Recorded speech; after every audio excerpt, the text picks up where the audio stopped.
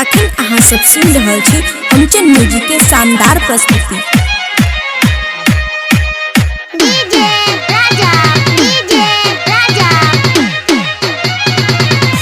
मौगी के नहीं घुमलिए खगड़िया पे मारे छै बेलना से। मौगी के नहीं घुमलिए खगड़िया पे मारे छै बेलना से। घरों से हम गलिए समाज में बेड़लिए गिरे चलो रे नाइना से, गिरे चलो रे नाइना से। मौगी के नहीं घुमलिए खगड़िया पे मारे छै बेलना से।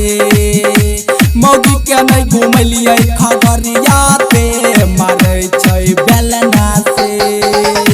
घरों से हम गलिए समाज में बेड़लिए गिरे चलो रे नाइना से, गिरे चलो रे नाइना से। मौगी के नहीं घुमलिए खगड़िया पे मारे छै बेलना से। मौगी के नहीं घुमलिए खगड़िया पे मारे छै बेलना से। खुशी रिकॉर्डिंग स्टूडियो बलुआहा।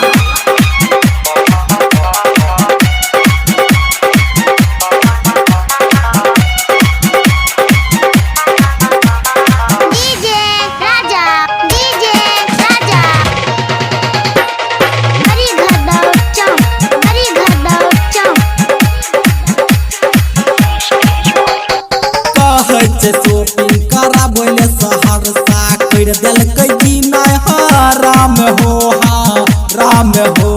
जहिया से अइला है मौगी घर लागे चलल पारान हो, पारान हो।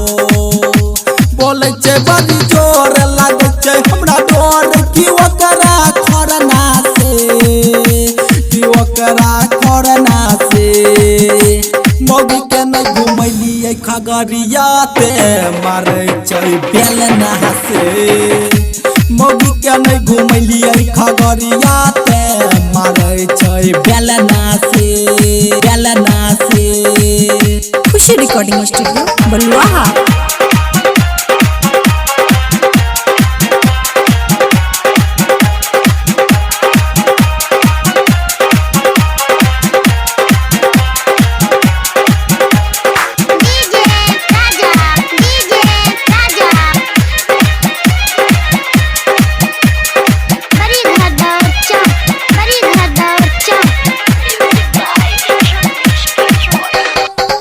हो गोतम नीतीश करम कोनो पैया हो, पैया हो।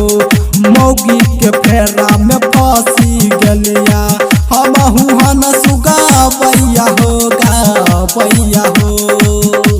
कर रोज बबाल भेले बुरा हाल फैशन खोजे चाइना के, खुशी स्टूडियो के। मौगी के नहीं घुमलिए खगड़िया पे मारे छै बेलना से। मौगी के नहीं घुमलिए खगड़िया पे मारे छै बेलना से। खुशी स्टूडियो से। खुशी रिकॉर्डिंग स्टूडियो बलुआहा।